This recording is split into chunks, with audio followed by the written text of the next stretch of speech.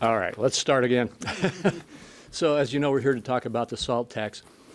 The SALT deduction is a wealth transfer from low tax to high tax residents, particularly high income residents, and punishes residents of low tax states and their state's fiscal prudence. I want to look at the chart here, show you this chart. This first chart shows that the SALT tax deduction issue is the second largest part of this spending bill. And as you can see here, it's far higher than the climate money, it's higher than the paid family and medical leave, higher than the energy tax policies change, higher than the child tax credit. In fact, it's $85 billion higher than the child tax credit, and the list goes on. This is what we are talking about. And I think it's critical that it is literally showing a transfer of wealth to the wealthiest in our country in the second largest part of this bill. A majority of this tax benefit will go to the wealthy taxpayers in the 10 largest states. Taxpayers in California, New York, New Jersey, and Illinois alone account for 46% of this cost. And if you look at this chart over here, it's a little bit hard to read, but this shows who in America gets the benefit of this $275 billion of expenditure, tax expenditure. Taxpayers in the bottom 40% get zero. When you get up here to the next 20 percentile, the average tax savings for these Americans is $20. You've got to get all the way up here to those making over $500,000 before you start seeing a boost. You see a larger one when you get up over, well, this is over $250,000. This is $366,000. This is $500,000. And here is those making over $1 million. So if you look at this chart, right here is the bulk of all the transfer of wealth here that's going on. And it's going into income categories over $366,000 and over $886,000. This is mostly the millionaires, who get an average tax cut of $14.9 thousand. So it goes for $20 or less for the vast majority of the middle and lower income categories, up to $15,000 for those making the money and those having the highest incomes. And no matter how our Democrat colleagues framed their proposals to increase the SALT cap, the proposal is regressive in any way that you look at it. And the expansion of the SALT cap is costly and is a break for people with higher incomes. I'm going to stop at that point right now because my colleagues have a lot more to say on this. We're going to go first to Chuck Grassley and then to Senator Capito, and then I'll get back to my list. I don't know what the order is next, but let's go there and we'll proceed from there. I'd like to point out the inconsistency of the Democrats. Remember how they attacked Republicans? The tax cut of 2017 was tax cut for the rich, even though the top 1% ended up paying a higher percentage of the total tax coming into the federal treasury than they did before 2017. And then Democrats always want you to believe that they're always worried about the middle class. Well, in this particular time, the Build Back Better really stands for Blue State Billionaire Bailout. And I don't know how you can make that any more clear than what these charts already show. But it's giving tax cuts to the millionaires and billionaires, mostly in the coastal and states and the blue states of our country. And Democrats are worried about those people.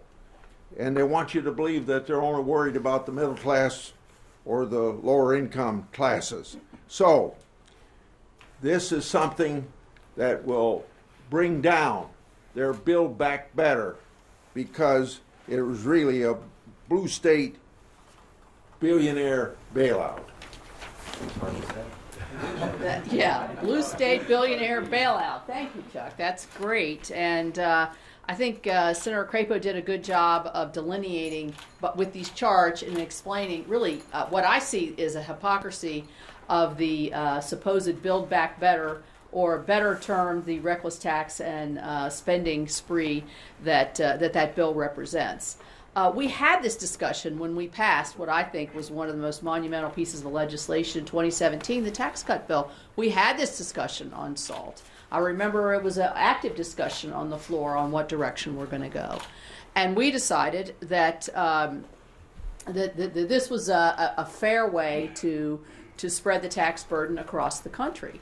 I live in one of the lowest, in West Virginia. We are one of the states who has the lowest participation in terms of being able to take advantage of a SALT deduction. So I don't want to subsidize the billionaires in these states, the 10 biggest states that are going to be getting the largest amount of benefit from this SALT deduction. So, but the hypocrisy of the whole thing to me is really in the first chart. Because supposedly, as the president has explained, nobody under $400,000 is going to bear any tax burden. This is all aimed at helping those who need help the most. However, their second priority is to answer the call of those who are in the higher income tax brackets in the states where many of them represent, particularly on the House side. So I think in order to, if and when this bill comes before us, and if and when it has a readjustment of the SALT deduction, I plan to put forth an amendment that will strip that and take it back to the original 2017 provisions that we wrote into that law. I think that that would be well received. I think it would be one that we see is fair in terms of spreading the tax burden. And I think it would also be fair to those states so that they're not, and those taxpayers in those states are not subsidizing states and people who live in states who mismanage their money, who have high taxes, who don't pay attention to what those impacts are to the people of their state. So, you know, this is a giveaway to the top and most wealthiest 5% in this country. So thank you. And thank you for letting me kind of skip ahead. I've got to go back to commerce. You bet. And before we go, and we'll just go to those in order that you've shown up here. But before we do that, I should have clarified, these are not my charts.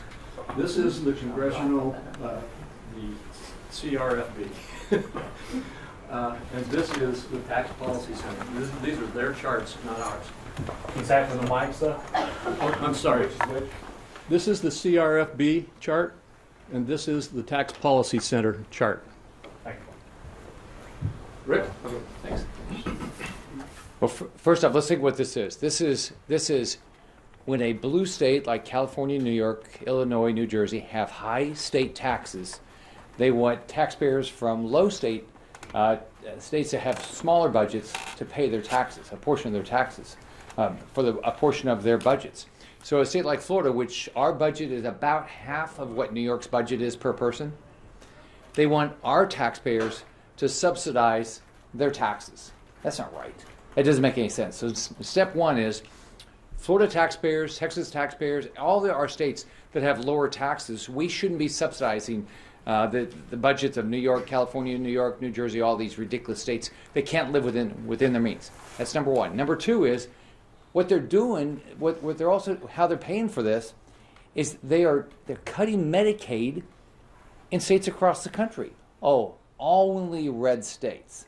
States like Texas and states like Florida, they're cutting our Medicaid program, which makes no sense. So you're going to cut the program for the poor and give tax breaks to the rich. That doesn't make any sense. Now, we got elections next year. How can anybody in a red state that's seeing that in this bill, they're being asked to subsidize the rich in these blue states and have their Medicaid cut? How can they ever vote for this bill? Senator Cornyn. I think Senator Scott makes a good point. This is reverse Robin Hood. It's taken from the low-income Americans and giving money to the people who are the wealthiest and well off. I know we've all struggled with the BBB, or as Senator Grass said, I think he had 4 B's in his alliteration. But I think one of the ways you can look at this bill is build back broke. This doesn't cost zero, as President Biden had the temerity to suggest, and it doesn't cost 1.75 trillion. It's closer to $5 trillion in spending, and somebody's going to have to pick up the tab. And what the Democrats want to do, in a really a startling display of hypocrisy, is to get regular working families to subsidize the wealthiest Americans who live in these deep blue states and large urban areas across the country. My constituents, my 29 million constituents in Texas, are not interested in subsidizing bad governing decisions made in places like New York and San Francisco. And they shouldn't have to subsidize it. But I'll just point out that this is part of a trend as well. You see this, interestingly enough, when it has to do with the subsidies for electric vehicles. You can buy an $80,000 car, and the federal government, under the Democrats' proposal, will pay you back $12,500 potentially. The average American drives a car, 280 million roughly cars on the road, it's worth about $25,000. So you're going to ask people who can't afford to buy those expensive cars to subsidize rich people who can afford to buy them by taking money from low income or middle income families and transferring that to the rich. This is a stunning display of hypocrisy, and it deserves to be called out. I thank Senator Crapo for leading this effort. Senator Hoven. Thanks, Mike. So Democrats continue to push this tax and spending bill, and they're doing it at a time when inflation is high, and this bill is just going to increase inflation. You saw in the last month that inflation was over 6% on an annualized basis. I come from the Midwest. It's actually over 7% on an annualized basis. And so we know inflation is a tax on everybody. Inflation's a tax on everybody, on your food, on your fuel, on your housing, you name it. But it hits low-income people the hardest. So it's a tax on everybody, but it hits low-income people the hardest. Now Democrats want to double down on that, and by increasing taxes and increasing regulation, they're also running the risk of putting our economy in stagflation, something that we haven't seen since the late 70s and early 80s. And that really undermines the wages of working people.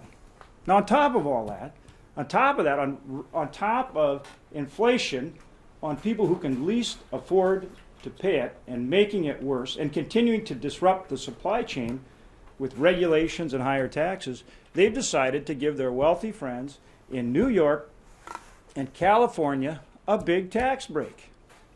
They're going to raise the SALT deduction, the deduction for local property taxes, from 10% to 80%.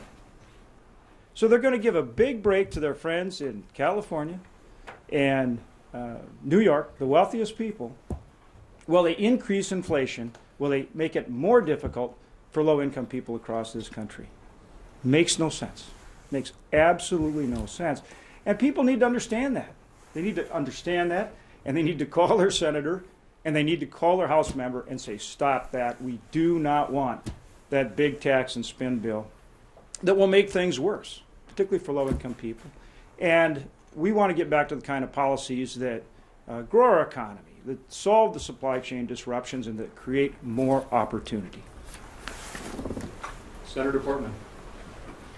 Thank you. I think Senator Hoven has said it well. You know, I don't think any of us expected to be able to support legislation that would be a huge new spending increase, $1.9 trillion back in March, and this one really is over $4 trillion because you have to assume that some of these popular programs will not be sunset, as they never are sunset here in the Congress. So it's unprecedented in terms of the spending, the largest bill ever. And then in terms of taxes, what a terrible time to raise taxes on the American economy and the American worker, American families. So I don't think we expected to support it, any of us, but I think we're really shocked by how bad it is. And particularly the fact that what they have done, I don't know if they meant to do this or not, was provide a huge tax cut for wealthy Americans. Let me give you a data point that is kind of shocking.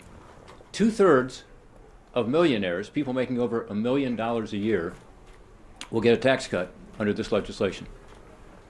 2/3 of people making over $1 million a year will get a tax cut, primarily because of the SALT cap being increased, but other reasons as well. Actually, the number is over 68%, so it's almost 70%. And if you make $30,000 a year, only 30% of people get a tax cut in the first year. After the first year, it's about 10% and goes down from there. So think about that. They're putting forward a bill that not only has this gargantuan new spending and all these tax increases, but the benefit of it goes to the higher end. And I don't think people think that's fair. And so I do hope that the American people look at this and understand that by putting more stimulus in the economy, of course, you're going to increase the demand side, therefore inflation. So that's a huge issue. People I represent are primarily concerned about inflation right now. Of course, we don't want to put taxes on the economy right now as we're trying to get out of this pandemic. But it's even worse than that because it's so skewed toward benefits at the top end. Again, almost 70% of those people making over $1 million a year get a tax cut. If you make $30,000 a year, 30% get a tax cut in the first year, and after that, it's 10%, and then less in the preceding years. So it's a shock to me. Here's the other point that I've been looking at that I think is very interesting. The cost of the SALT cap increase is somewhere between $230 billion and $285 billion, depending on which analysis you look at. But it doesn't matter which analysis you look at. It's still $100 billion more for the SALT cap than for the cornerstone social policy in their legislation, which is the child tax credit, right? So when you look at this, the child tax credit is getting $100 billion less than the SALT cap. The SALT cap goes, again, skewed toward the wealthiest. So I don't know. I mean, maybe they meant to do this. That makes it even more surprising to me. I'm not sure they did, but this is what it is. And this is what the American people are going to judge. Does this benefit me? Is this the right thing for our country at this time of high inflation and struggling to get out of this pandemic? I think it's exactly the wrong policy prescription right now. And I hope people will rise up and let folks know in the House and the Senate, this is just not smart. This is not the right way for our country to proceed. Thank you. Senator Tillis. Thank you, Senator Crapo. Thank you all for being here. I'm not going to repeat what some of my colleagues have said, but I do think it bears repeating that the wealthiest people in the high tax states are going to benefit from the SALT deduction. I was thinking about in 2010, I may be conflicted in coming to a press conference like this because the fact of the matter is the people of North Carolina may have benefited from being a high tax state back at that time. But what did we do? And what should Chuck Schumer do? And what should Nancy Pelosi do? They should go to their state houses, they should go to their governors and reduce the tax burden on people in California and New York and other states that are high tax states. You want to make the tax burden, what you're going to do here, if you raise the SALT deduction in those states, you're not only going to give tax breaks to the wealthy, but you're going to give a green light to those governors and those legislators to raise taxes because they're going to take some of the edge off by increasing the SALT deduction. So this not only harms people immediately, and it not only benefits the most wealthy, but it creates a clear and present danger that these legislatures may just go a little bit more up on their state taxes, maybe some of the county taxes. And that's why I'm against this. This provision is purely about giving tax breaks to the wealthy, and it will ultimately harm the middle class. All right, we haven't got the rest of them to show up yet, so let's start if there are any questions, and we'll, I hope, collectively be willing to take your questions. Yes. So you're talking about how this bill is terrible for inflation. I wanted to talk to you about the China package and your trade act in the China package. It had a number of things that would reduce taxes by reinstating the MTB, the GSP, and bringing back more exclusions for the 25% tariffs on Chinese goods. Are you going to be a conferee, and what chances do you see for your trade act coming into the final compromise bill between the House and Senate? I hope I will be a conferee. I cannot confirm whether that is the case yet. We aren't even close to a conference yet, though I hope that the House will move and get us into a conference. And I have very high hopes that we will keep the Trade Act provisions included. Remember, it got 91 votes in the Senate. That's a signal to the House and to the country that this is important. I can tell you that our allies, particularly those around China, those in the South Pacific and India, are very interested in those trade provisions to help them push back and strengthen themselves against China's aggressive economic and military policies. And so I think that the case can be made for this being one of the key parts of our China bill. So does And that we'll mean hold. you also want India to come back into the GSP? Because of course they were kicked out a few years ago. Yeah, I personally would like to see that. Thanks. Any questions? Yes. Mike, can I comment Yeah, on that for a second? go ahead. You know, one thing I like about the trade provisions that were in the legislation, and I'm a strong supporter of the legislation overall and the safeguarding American innovation in there, particularly to protect our intellectual property. But it's counter-inflationary. In other words, it would be positive right now. It would help on the supply chain issues, and it would help in terms of our inflationary pressures on the supply side. So it makes sense. The other bill we're talking about today, the reconciliation bill, adds to the demand side. And it's demand chasing, supply right now that's causing our inflation. So actually that trade bill would be very helpful. As Senator Crapo knows, there's also another bill coming that we'd like to do with regard to making sure the level playing field with China is there, a level playing field 2.0, and that would help as well. But these are all great provisions, and I strongly support them.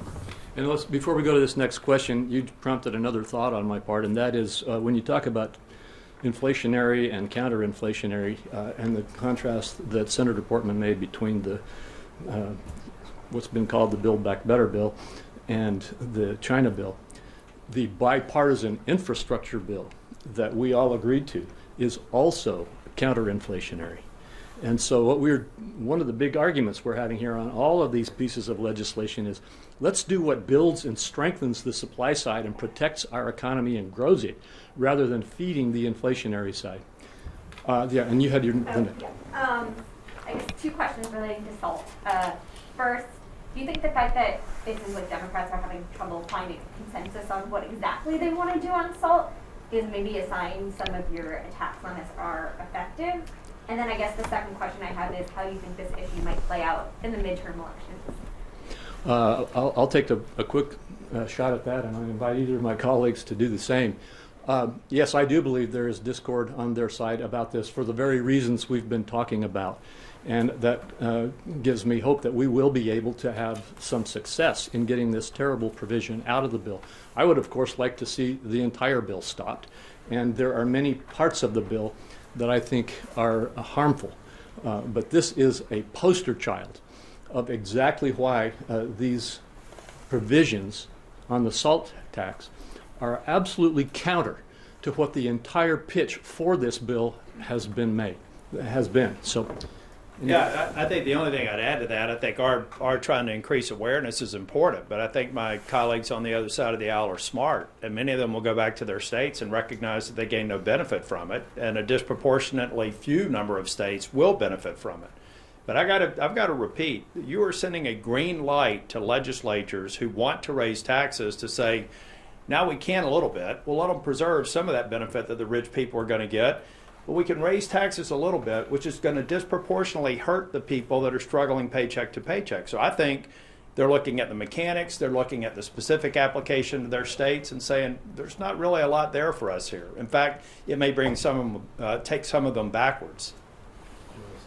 Oh, no, look, I don't think our critiques are causing the consternation among the Democrats.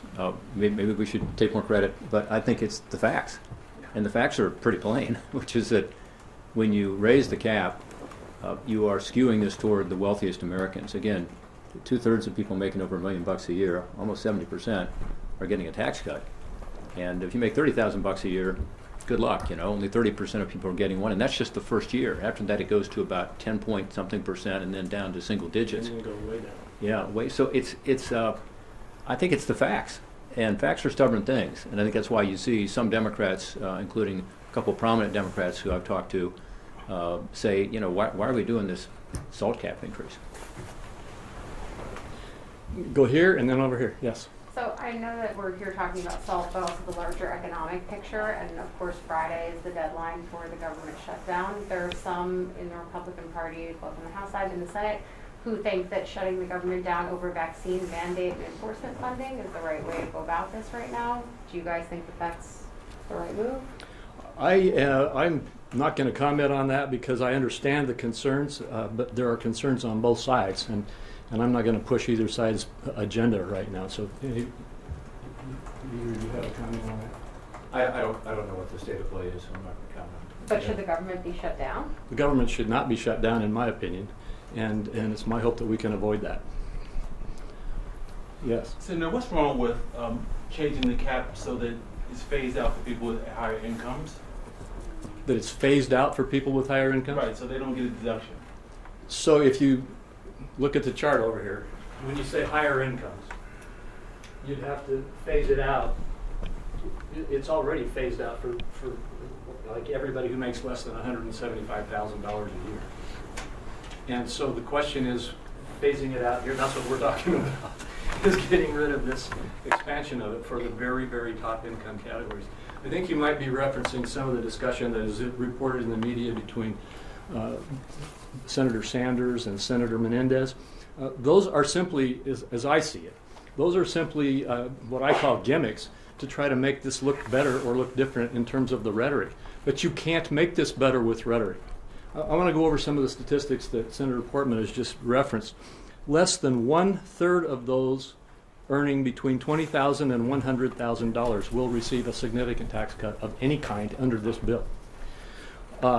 More than 2/3 of those earning $1 million or more, and nearly 90% of those earning between $500,000 and $1 million will receive a significant tax cut. And as Senator Portman has already pointed out, in 2023, 1 year after we've gotten into the bill, almost all of the lower and middle income class tax relief is gone, and it phases down rapidly from what's not gone at that point.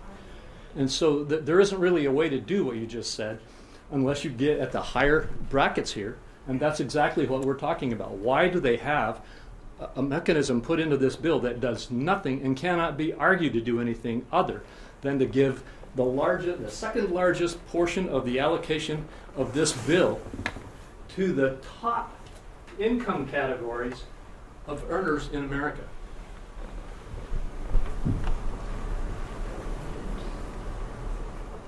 Any other questions? All right, thank you all very much for coming. Great charts. I pointed out, that's the policy center's chart. Oh, really? That's interesting. You see, there's a really Oh, hi.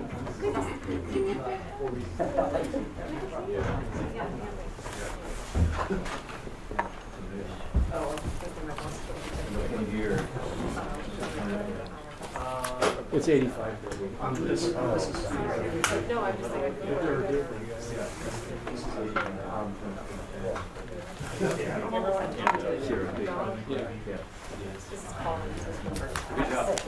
Thank you.